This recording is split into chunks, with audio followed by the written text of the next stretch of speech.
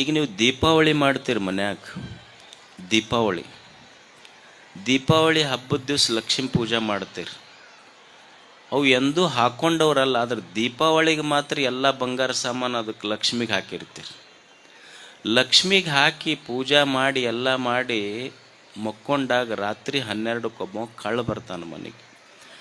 ಬಂದು ಬಂಗಾರ ಸಾಮಾನು ತಗೊಂಡು ಕಳು ಮಾಡ್ಕೊಂಡು ಹೋಗುವಾಗ ನಿಮ್ಮ ಮನೆಯೊಳಗೆ ಸಾಕಿದ ನಾಯಿ, ನಿಮ್ಮ ಮನ್ಯಾಗ ಸಾಕಿದ ನಾಯಿ ಕಳ್ಳಗೆ ಹಿಡಿದು ಬೊಗಳಿ ನಿಮ್ಮನ್ನು ಎಬ್ಬಿಸ್ತೈತಿ. ಅವಾಗ ಬಂಗಾರ ಸಾಮಾನು ನೀವೆಲ್ಲ ತಕ್ಕೊಂಡು ಕಳ್ಳಗೆ ಪೊಲೀಸ್ ಸ್ಟೇಷನ್ ಕೊಡ್ತೀರಿ. ಬೆಳಿಗ್ಗೆ ಮನೆಗೆ ಬಂದವ್ರು ಹೇಳ್ತಾರೆ, ನಿನ್ನೆ ನಿಮ್ಮ ಮನೆಗೆ ಕಳ್ಳರು ಬಂದಿದ್ರಂತಲ್ಲ.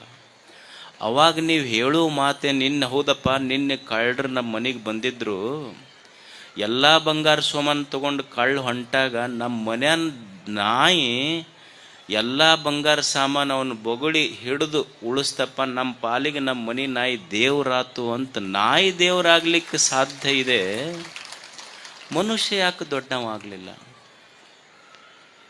ಇದನ್ನ ತತ್ವದರ್ಶಿಗಳು ಚಿಂತನೆ ಮಾಡಿದ್ರು. ನಾಯಿ ಅಂತ ನಾಯಿ ದೇವರಾಗ್ಲಿಕ್ಕೆ ಸಾಧ್ಯ ಐತಿ, ಮನುಷ್ಯ ಯಾಕೆ ದೊಡ್ಡವಾಗಲಿಲ್ಲ? ಮನುಷ್ಯ ಯಾಕೆ ದೇವರಾಗಲಿಲ್ಲ? ಯೋ ವೇತ್ತಿ ತತ್ವತಃ ಜನ್ಮ ಕರ್ಮಚ ಮೇ ದಿವ್ಯಂ ಯೋ ವೇತ್ತಿ ತತ್ವತಃ. ಯಾರೂ ಹುಟ್ಟಿನಿಂದ ಭೂಮಿ ಮೇಲೆ ದೊಡ್ಡವರಾಗಿಲ್ಲ, ಜನ್ಮದಿಂದ ಯಾರೂ ದೊಡ್ಡವರಾಗುವುದಿಲ್ಲ, ಅವರು ಮಾಡುವ ಒಳ್ಳೆಯ ಕರ್ಮದಿಂದ ದೊಡ್ಡವರಾಗ್ತಾರಂತ ಶ್ರುತಿ ಹೇಳ್ತದೆ. ಹುಟ್ಟಿನಿಂದ ಯಾರೂ ದೊಡ್ಡವರಾಗಲಿಕ್ಕೆ ಸಾಧ್ಯ ಇಲ್ಲ, ಕರ್ಮದಿಂದ ದೊಡ್ಡವನಾಗ್ತಾನೆ ಮನುಷ್ಯ. ಈಗ ನೀವು ನೀರು ಕುಡಿದು ಅಪ್ಪೋರು ಹೇಳಿಲ್ಲ ಆಗಲೇ ಬಾಟಲ್ ಎಲ್ಲಿ ಬೇಕಲ್ಲಿ ಒಗಿತೀರಂತಂದು. ಈಗ ನೀವು ನೀರು ಕುಡಿದು ಬಾಟಲ್ ಹಿಂಗೆ ಒಗಿರಿ, ಅದನ್ನು ಯಾರು ತೊಗೊಂಡು ಹೋಗ್ತಾರೆ? ಮುಡ್ಕೋದವ್ರು ಒಯ್ತಾರಿಲ್ಲ ಅದನ್ನು. ಅದೇ ನೀರಿನ ಬಾಟಲ್, ಬಿಸಿಲೇರಿ ಬಾಟಲ್, 1 ಲೀಟರ್ ಬಾಟಲ್ನೊಳಗೆ ನೀರು ತುಂಬ್ರಿ. ನೀವು ಹಂಗೆ ಕುಡ್ದು ಒಗ್ದಿದ್ರೆ ಯಾರೋ ಪುಕ್ಕಟೆ ಒಯ್ತಾರೆ, ಪುಕ್ಕಟೆ ಸಹಿತ ತೊಗೊಳೋದಿಲ್ಲ, ಎಲ್ಲರೂ ಹಿಂಗೆ ಒದ್ಕೊಂತ ಹೋಗ್ತಿರ್ತೀವಿ. ಅದನ್ನು ಮುಡ್ಕೋದವ್ರು ಒಯ್ತಾರೆ ಅದನ್ನು. ಅದೇ ಬಾಟಲ್ ನೀವು 1 ಲೀಟರ್ ಚಲೋ ಫಿಲ್ಟರ್ ನೀರು ತುಂಬ್ರಿ, 25-30 ರೂಪಾಯಿಗೆ ಹೋಗ್ತೈತಿ. ಅದೇ ಬಾಟಲ್ದೊಳಗೆ 1 ಲೀಟರ್ ಚಲೋ ಆಕಳ ಹಾಲು ತುಂಬ್ರಿ, ಅದು 100 ರೂಪಾಯಿಗೆ ಮಾರಾಟ ಆಗ್ತೈತಿ. ಅದೇ ಬಾಟಲ್ದೊಳಗೆ ಚಲೋ ದೇಶಿ ತುಪ್ಪ ತುಂಬ್ರಿ, ಅದು 500-1000 ರೂಪಾಯಿಗೆ ಹೋಗ್ತೈತಿ. ಬಾಟಲ್ಗೆ ಕಿಮ್ಮತ್ತಿಲ್ಲ, ಬಾಟಲ್ದೊಳಗೆ ಏನು ತುಂಬುತ್ತೀವಿ ಅನ್ನೋದ್ರ ಮೇಲೆ ಬಾಟಲ್ ಕಿಮ್ಮತ್ತು ಹೆಂಗೆ ನಿರ್ಧಾರ ಆಗುತ್ತೋ ಹಂಗೆ ದೇಹಕ್ಕೆ ಕಿಮ್ಮತ್ತಿಲ್ಲ, ಮನುಷ್ಯನಿಗೆ ಕಿಮ್ಮತ್ತಿಲ್ಲ.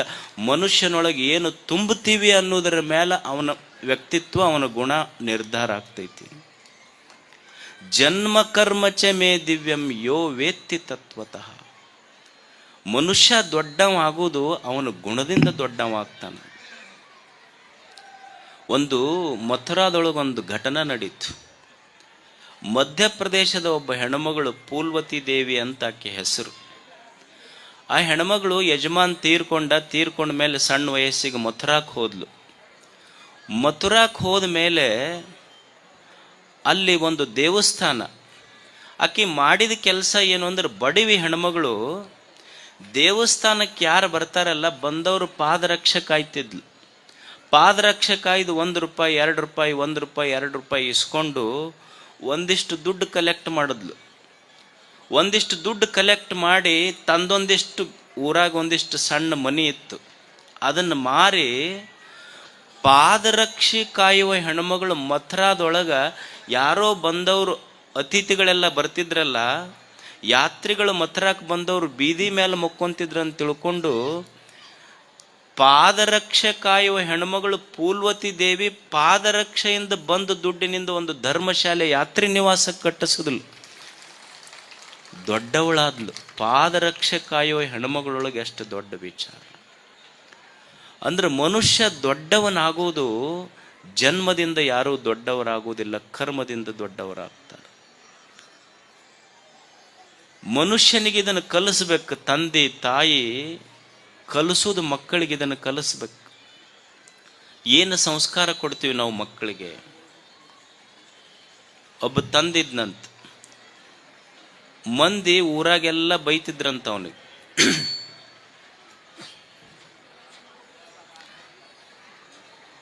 ಇವ ಭಾಳ ಕೆಟ್ಟವ ಅದಾನ. ಅವ ಊರ್ ಮಂದಿಗೆಲ್ಲ ಬೈತಿದ್ದ, ಕಟ್ಟಿ ಕುಂದಿರ್ತಿದ್ದ. ಕಟ್ಟಿ ಕುಂತು ಯಾರು ಅವ್ರು ಓಣಿ ಮನಿ ಮುಂದೆ ಹೈಸಿ ಅಡ್ಡಾಡ್ತಾರ ಅವ್ರಿಗೆಲ್ಲ ಬೈತಿದ್ದ. ಅವ ಬೈಯೋದಕ್ಕೆ ಊರನ್ ಮಂದಿ ಇವ ಏನು ಕೆಟ್ಟವದನ ಇವ ಏನು ಕೆಟ್ಟವದನ ಅಂತ ಅನ್ನಿಸ್ಕೊಂಡು ಸಾಕಾತ್ ಮುದುಕಗ ಅದು ಇನ್ನೊಂದು ಕ್ಷಣಕ್ಕೆ ಹೋಗಿ ಬಿಡ್ತಿತ್ತು ಮೇಲೆ. ಸಾವು ಸಮೀಪ ಬಂತು. 4 ಜನ ಮಕ್ಕಳಿಗೆ ಕರೆದವ. ಕರೆದು ಹೇಳ್ದೆ, ಏನಪ್ಪ ನಂದಂತೂ ಮುಗೀತು, ಊರಾಗ ಬರೀ ನನಗೆ ಜನ ಇವ ಭಾಳ ಕೆಟ್ಟವ ಅಂದರು, ಏನಾರ ಮಾಡ್ರಿ, ಜನ ಹಿಂಗೆ ಅನ್ಬೇಕಲ್ಲ, ಇವ್ರನ್ನ ನೋಡಿದ್ರೆ ಇವ್ರ ಅಪ್ಪನ ಭಾಳ ಒಳ್ಳೆಯವಪ್ಪ ಅಂತ ಅನಿಸಿರ್ಬೇಕು, ಅಂಥದ್ದೊಂದು ಕೆಲಸ ಮಾಡ್ರಿ. ಅವ್ರ ಮಕ್ಕಳಂದ್ರೆ ಇದನ್ನು ಬಿಡು, ನಾವು ಮಾಡಿ ತೋರಿಸ್ತೀವಿ ಅಂದ್ರೆ ಅವ್ರು. ಇದು ಮುದುಕ್ ಹೋದ ತಕ್ಷಣ ಅವ ಅಪ್ಪ ಊರಾಗೆಲ್ಲ ಬೈತಿದ್ನಲ್ಲ, ಇವ್ರ ಮಕ್ಕಳು ಏನು ಮಾಡಿದ್ರು ಅಂದ್ರೆ, ಅಪ್ಪನ ಮಾತೇನು, ಏನಾರ ಮಾಡ್ಲಪ್ಪ ಊರಾಗ ಮಂದಿ ಮಕ್ಕಳಕ್ಕಿಂತ ಅಪ್ಪ ಭಾಳ ಒಳ್ಳೆಯವ ಅಂತ ಅನ್ಬೇಕಪ್ಪ, ನಾ ಒಳ್ಳೆಯವ ಅಂತ ಅನ್ಬೇಕು. ಇವ್ರು 4 ಮಂದಿ ಮಕ್ಕಳು ಏನು ಮಾಡಿದ್ರು, ಅಪ್ಪ ತೀರ್ಕೊಂಡ ಮೇಲೆ ಒಂದು ಲಟ್ಟ ಬಡಗಿ ತಗೊಂಡ್ರು. ಯಾರು ಬರ್ತಾರ ಅವ್ರಿಗೆಲ್ಲ ಬಡ್ಕೊಂತ ಅಡ್ಡಾಡೋದು ಮನೆ ಮುಂದೆ.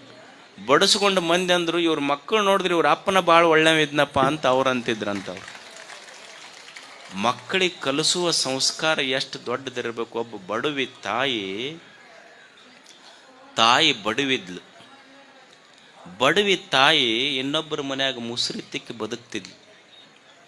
ಮಗನಿಗೆ ಕರೆದು ಹೇಳಿದ್ಲು, ನನಗೆ ವಯಸ್ಸಾತಪ್ಪ, ಭಾಳ ದಿವಸ ಎಷ್ಟು ದಿವಸ ಅಂತ ಮಂದಿ ಮನ್ಯಾಗ ಕೆಲಸ ಮಾಡಿ ನಿನಗೆ ಓದಿಸೋದು, ಇನ್ನು ಮ್ಯಾಲ ಮಗ ನೀ ದೊಡ್ಡವ ಆಗಬೇಕು ಅಂತ ತಾಯಿ ಹೇಳಿದ್ಲು. ನಮಗೆ ಅಕಸ್ಮಾತ್ ಅಂದಿದ್ರೆ ಆತ್ ಬಿಡು, ನಾವು ದೊಡ್ಡವಾದೆ ಅಂತ ಹೊಂಟು ಬಿಡ್ತಿದ್ವಿ. ಮಗ ಕೇಳ್ದ, ಹೌದು ಯವ್ವ, ನೀನು ದೊಡ್ಡವ ಆಗ್ಬೇಕಂತ ಹೇಳ್ತಿ, ದೊಡ್ಡವ ಆಗ್ಬೇಕಾದ್ರೆ ಏನು ಮಾಡಬೇಕು? ಅವಾಗ ತಾಯಿ ಹೇಳಿದ ಮಾತು ಅಂದ್ರೆ, begin your day with God, end your day with God, definitely one day you become like God. ಮಗ ನೀ ದೊಡ್ಡವಾಗಬೇಕಾದ್ರೆ ಏನು ಮನಿ ಬಿಡಬೇಕಾಗಿಲ್ಲ, ಮಠ ಬಿಡಬೇಕಾಗಿಲ್ಲ, ಸಂಸಾರ ಬಿಡಬೇಕಾಗಿಲ್ಲ, ವ್ಯಾಪಾರ ಬಿಡಬೇಕಾಗಿಲ್ಲ, ಏನೂ ಮಾಡಬೇಕಾಗಿಲ್ಲ. ಬೆಳಿಗ್ಗೆ ಏಳುವಾಗ ಚಲೋ ವಿಚಾರದಿಂದ ಕಣ್ಣು ತೆಗಿ, ಮತ್ತು ರಾತ್ರಿ ಮಲಗುವಾಗ ಚಲೋ ವಿಚಾರದಿಂದ ಕಣ್ಣು ಮುಚ್ಚು, ಸಾಕು, ನೀ ದೊಡ್ಡವಾಗ್ತಿ ಅಷ್ಟೆ. ದೊಡ್ಡ ವಿಚಾರದಿಂದ ಏಳೋದು, ದೊಡ್ಡ ವಿಚಾರದಿಂದ ಮಲಗಿ ಬಿಟ್ರೆ ಊರನ್ ಜನ ಒಂದು ದಿವಸ ನಿನಗೆ ಹಿಂಗೆ ಅಂತಾರಲ್ಲ, ಊರಾಗ ಇವ ಭಾಳ ದೊಡ್ಡ ವ್ಯಕ್ತಿ ಅಂತ ಊರು ಜನ ಕೊಂಡಾಡ್ತಾರೆ. ಏನೂ ಮಾಡುವುದಿಲ್ಲ. ಬೆಳಿಗ್ಗೆ ದೊಡ್ಡ ವಿಚಾರದಿಂದ ಏಳುವುದು, ದೊಡ್ಡ ವಿಚಾರದಿಂದನೇ ಮಲಗುವುದು. ಮನುಷ್ಯ ದೊಡ್ಡವಾಗಬೇಕಾದ್ರೆ ಜನ್ಮದಿಂದಲ್ಲ, ಜನ್ಮ ಕರ್ಮ ಚ ಮೇ ದಿವ್ಯ. ಇದನ್ನ ದಾರ್ಶನಿಕರು ಹೇಳಿದ್ದಿದ್ದು. ಮನುಷ್ಯ ಕರ್ಮದಿಂದ ದೊಡ್ಡವಾಗ್ತಾನ, ಕರ್ಮದಿಂದ ದೊಡ್ಡವಾಗ್ತಾನೆ. ಅಪ್ಪಗಳೆಲ್ಲ ಹೇಳಿದ್ರಲ್ಲ, ಸುಖ ಎಲ್ಲಿಂದ ಬರ್ತೈತಿ ಅಂದ್ರೆ ಪುಣ್ಯದ ಕೆಲಸ, ಪುಣ್ಯದ ಕೆಲಸದಿಂದ ಅವ ದೊಡ್ಡವಾಗ್ತಾನ. ಆದ್ರೆ ನನಗೊಂದು ಸಮಸ್ಯೆ ಏನಾತಿವತ್ತಂದ್ರೆ, ಅವರು ಅಪ್ಪವ್ರು ಹೇಳಿದ್ರು ದಾನ ಮಾಡಿದ್ರೆ ಪುಣ್ಯ ಬರ್ತೈತಿ ಅಂತ. ಅವ್ರು ಏನು ಹೇಳಿ ಬಂದರು ಅಂದ್ರೆ, ಕೊಪ್ಪಳಜ್ಜವರಿಗೆ ನಾವು ಸಮಯ ದಾನ ಮಾಡುತ್ತೇವೆ ಅಂತ ಹೇಳಿ ಕುಂತ್ರವ್ರು. ಅಂದ್ರೆ ಸಮಯ ದಾನ ಮಾಡಿದವ್ರಿಗೆ ಪುಣ್ಯ ಬಂತು, ತೊಗೊಂಡವ್ರಿಗೆ ನಮಗೇನಾಕೈತೆ ಅಂತ ಚಿಂತೆ ನಮಗಷ್ಟೆ. ನಮ್ಮ ಕೃಷ್ಣಾನಂದಪ್ಪ ಅವ್ರು ಹೇಳಿದ್ರು, ದಾನ ಮಾಡಬೇಕು, ಪುಣ್ಯ ಬರ್ತದೆ. ಎಷ್ಟು ಜನ ಭೂಮಿಯ ಮೇಲೆ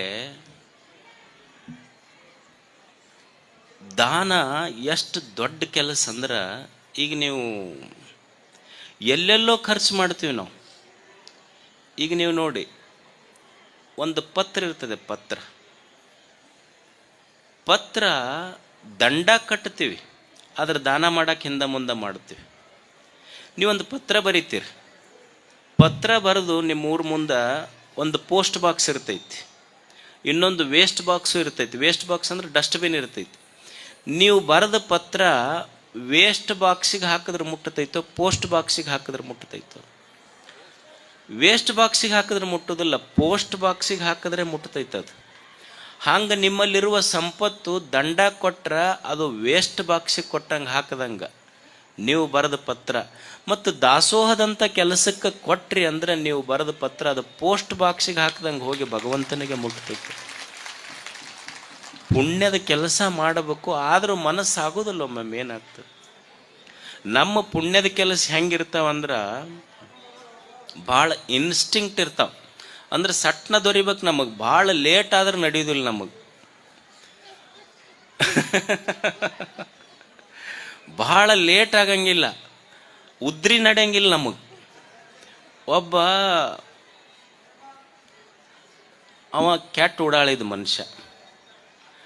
ಅವನಿಗೆ ಮನ್ಯಾಗ ಮಕ್ಕಳಿಗೆ ಬೇಸರ, ಹೆಣ್ಮಕ್ಳಿಗೆ ಬೇಸರ, ಅದು ಬರೇ ಊರಾಗ ಚುಟ್ಟ ಸೇದ್ಕೊಂತ ಬಸ್ ಸ್ಟ್ಯಾಂಡ್ ಮುಂದೆ ಕುಂದ್ರವ. ಅದಕ್ಕೆ ಮನ್ಯಾಗ ಇದನ್ನು ನೋಡಿ ಯಾರೂ ರೊಕ್ಕ ಕೊಡಲಿಲ್ಲ. ಅದಕ್ಕೆ ಅಲ್ಲಿ ಇಲ್ಲಿ ಏನಾರ ಮಾಡ್ತಿದ್ದ, ಅವ್ರ ಕಿಶಾದಂದು ಇವ್ರ ಕಿಶಾದಂದು ಮನ್ಯಾಗ ಹೆಣ್ಮಕ್ಳು ಅಡಕಲ್ ಗಡಿಗೆ ಅಂದು ಏನಾರ ಮಾಡಿ ತೊಗೊಂಬರ್ತಿದ್ದ. ಒಂದು ದಿವ್ಸ ಎಲ್ಲಿ ಸಿಗಲಿಲ್ಲ, ಬಂದು ಬಸ್ ಸ್ಟ್ಯಾಂಡ್ ಮುಂದೆ ಕುಂತಿದ್ನಲ್ಲ. ಅದು ಮಾರುತಿ ಗುಡಿ ಇತ್ತಲ್ಲಿ, ಜನ ಭಾಳ ಮಂದಿ ಹೋಗ್ತಿದ್ರು. ಒಂದು ದಿವ್ಸ ಅವನಿಗೆ ಯಾರು ರೊಕ್ಕ ಕೊಡಲಿಲ್ಲ, ರೊಕ್ಕ ಸಿಗಲಿಲ್ಲ. ಏನು ಮಾಡ್ಬೇಕು, ಚುಟ್ಟ ಸೇದಕ್ಕಂತೂ ರೊಕ್ಕ ಬೇಕು ಅವನಿಗೆ. ಎಲ್ಲರೂ ಮಾರುತಿ ಗುಡಿಗೆ ಹೋಗ್ತಿದ್ರಲ್ಲ. ಇವ ಅಂದ, ನೋಡೋಣ ನಾನಂತೂ ಒಮ್ಮೆ ಗುಡಿಗೆ ಹೋಗಿಲ್ಲ, ಇಷ್ಟು ಮಂದಿ ಹೋಗ್ತಾರಲ್ಲ, ಏನಾರ ಶಕ್ತಿ ಇದ್ರೆ ಪರೀಕ್ಷೆ ಮಾಡಿಬಿಡೋಣ ಇವತ್ತು. ಹೋಗಿ ಮಾರುತಿಗೆ ನಮಸ್ಕಾರ ಮಾಡು. ನೋಡಿ, ಇಷ್ಟು ಜನ ದಿವಸ ನಿನ್ನ ಗುಡಿಗೆ ಬರ್ತಾರೆ. ಮತ್ತು ಅಕಸ್ಮಾತ್ ನಿನ್ನಲ್ಲಿ ಶಕ್ತಿ ಇದ್ರೆ ನಮಗಿವತ್ತು 100 ರೂಪಾಯಿ ಸಿಗ್ಬೇಕಂತ. ಮತ್ತು ನಮ್ಮದೇನು ಉದ್ರಿ ಭಕ್ತಿ ಅಲ್ಲ. ಅಕಸ್ಮಾತ್ 100 ರೂಪಾಯಿ ಸಿಕ್ತು ಅಂದ್ರೆ ನಿನಗೆ 50 ರೂಪಾಯಿ ಬಂದು ನಿನ್ನ ಹುಂಡ್ಯಾಗ ಹಾಕ್ತೀವಿ ನಾವು. ಇಷ್ಟು ಹೇಳಿ ಬೇಡ್ಕೊಂಡು ಹಿಂಗೆ ಒಂದು 20-30 ಹೆಜ್ಜೆ ಬಂದಿದ್ದಿಲ್ಲ, ಒಂದು ನೋಟ್ ಬಿದ್ದಿತ್ತು. ಅವ ಅಂದ, ಅದಕ್ಕೆ ಇಷ್ಟು ಮಂದಿ ಬರ್ತಾರೆ ನಿನ್ನ ಗುಡಿಗೆ ಅಂದವ. ಹಿಂಗೆ ನೋಡ್ದ, ಬಾಗಿ ತಕ್ಕೊಂಡು ನೋಡ್ತಾನ 50 ರೂಪಾಯಿ ನೋಟ್. ಅವಾಗ ಅವ ಅಂದ, ಭಾಳ ಶಾಣೆ ಅದಿ ನೀನು, ನನಗೆ ಫಲ ಕೊಡೋದು ಕೊಟ್ಟು ಮತ್ತು ನಿಂದ 50 ರೂಪಾಯಿ ಮುರ್ಕೊಂಡ ಕೊಟ್ಟಿ ನೀನಂದವ ದೇವ್ರಿಗೆ. ನಮ್ಮ ಭಕ್ತಿಗೂ ನಮ್ಮ ಪುಣ್ಯದ ಕೆಲಸಕ್ಕೂ, ದೊಡ್ಡವರು ಮಾಡಿದ ದೊಡ್ಡ ಕೆಲಸಕ್ಕೂ ಪುಣ್ಯದ ಕೆಲಸಕ್ಕೂ ಭಾಳ ವ್ಯತ್ಯಾಸ ಐತಿ. ಚನ್ನವೀರ ಶರಣರು ಇವತ್ತಿಷ್ಟು ದೊಡ್ಡವರಾದರು. ಅವರನ್ನು ಲಕ್ಷ ಜನ ಅವ್ರು ಮಾತಾಡಲಿಲ್ಲ, ಆದರೂ ಅವ್ರ ದರ್ಶನಕ್ಕೆ, ಅವ್ರ ಗದ್ದಿಗೆ ದರ್ಶನಕ್ಕೆ, ಅವ್ರ ಜಾತ್ರೆಗೆ ಬರ್ತಾರಲ್ಲ, ಅವ್ರು ಸುಮ್ಮನೆ ಆದ್ರೇನು. ನಮ್ಮಲ್ಲಿ ಒಬ್ಬ ಭೀಮಪ್ಪಜ್ಜ ಅಂತಿದ್ದ. ಭೀಮಪ್ಪಜ್ಜ ಅವ ಮರಿಶಾಂತವೀರ ಸ್ವಾಮಿಗಳು ಡಮ್ಮಿನ ಗಾಡಿ ಹೊಡಿತಿದ್ದ, ಡಮ್ಮಿನ ಗಾಡಿ. ದೊಡ್ಡ ಶರಣರು ಮರಿಶಾಂತವೀರಪ್ಪವ್ರು ಎಲ್ಲೆಲ್ಲಿ ಹೋಗ್ತಿದ್ರು ಅಲ್ಲೆಲ್ಲಿ ಹೋಗ್ತಿದ್ರಂತ. ಆದ್ರೆ ಅಜ್ಜರು ಗಾಡಿ ಒಳಗೆ ಕೂಡ್ತಿದ್ದಿಲ್ಲ, ಮುಂದೆ ಕೂಡ್ತಿದ್ರಂತವ್ರು. ಅವಾಗ ಕಾರ್ ಇರಲಿಲ್ಲ, ಡಮ್ಮಿನ ಗಾಡಿ ಹೊಡ್ಕೊಂತ ಹೊಂಟಿದ್ರಂತ. ಒಂದು ಎತ್ತಿಗೆ ಏನೋ ಕಾಲು ನೋವು ಬಂದು ಭಾಳ ಕುಂಟಕತ್ತದು. ಅದು ಏನು ಬಳಗ ಹಾಕ್ಕೊಂತಾರಲ್ಲ, ಹಂಗೆ ಹಾಕ್ಕೊಂಡು ಒಂದು ಎತ್ತು ಜಾರ್ಕೊಂತಂತ. ಚನ್ನವೀರ ಶರಣರು ಜಿಗಿದು ಒಂದು ಕಡೆ ಎತ್ತ, ಇನ್ನೊಂದು ಕಡೆ ತಮ್ಮ ಹೆಗಲು ಕೊಟ್ಟು ಮರಿಶಾಂತವೀರ ಸ್ವಾಮಿಗಳು ಡಮ್ಮಿನ ಗಾಡಿ ಎತ್ತದ್ರಂತ. ಅಜ್ಜರಿಗೆ ಗೊತ್ತಾಗಿದ್ದಿಲ್ಲಂತ.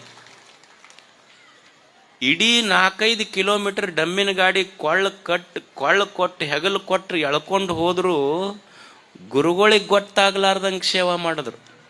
ನಾವೊಂದು ಟ್ಯೂಬ್ಲೈಟ್ ಕೊಟ್ಟಿರ್ತೀವಿ, ನಮ್ಮ ಹೆಸರು ಬರೆಸಿರ್ತೀವಿ, ಬೆಳಕ ಬೀಳೋದಿಲ್ಲ ಮಠದಾಗ. ಒಂದು ಫ್ಯಾನ್ಗೇನು ಕೊಟ್ಟಿದ್ವಿ ಅಂದ್ರೆ, ಅಕಸ್ಮಾತ್ ಬ್ಯಾಸಿಗೆ ದಿವ್ಸಕ್ಕೆ ಸ್ವಾಮಿಗಳು ಫ್ಯಾನ್ ಹಚ್ಕೊಂಡು ಮಕ್ಕೊಂಡಿದ್ರೆ ಬೀಗರಿ ಕರ್ಕೊಂಬಂದ್ರಂದ್ರೆ ಆರಿಸ್ರಿ ಅದನ್ನ ಅಪ್ಪಗಳನ್ನ. ಯಾಕೆ ಇಲ್ಲ, ನಮ್ಮ ಹೆಸರು ಕಾಣುವಲ್ದು, ನೀವು ಆಫ್ ಮಾಡಿದ್ರೆ ತೋರಿಸಿ ಹೋಗ್ತೀವಿ, ಆಮೇಲೆ ಹಚ್ಕೊಳ್ಳು ಅಂತನ್ನೋ ಭಕ್ತರು ನಾವು. ಚನ್ನವೀರ ಶರಣರಿಗೆ ಅದಕ್ಕೆ ದೊಡ್ಡವರಾದರು. ಅವರು ಸೇವಾ ದೊಡ್ಡದು ಮಾಡಿತು, ಅವ್ರ ಕರ್ಮ ದೊಡ್ಡದು ಮಾಡಿತು. ಅದಕ್ಕೆ ಮನುಷ್ಯ ದೊಡ್ಡವ ಆಗಬೇಕಾದ್ರೆ ದೊಡ್ಡ ಕೆಲಸ ಮಾಡೋದು ಚಲೋ.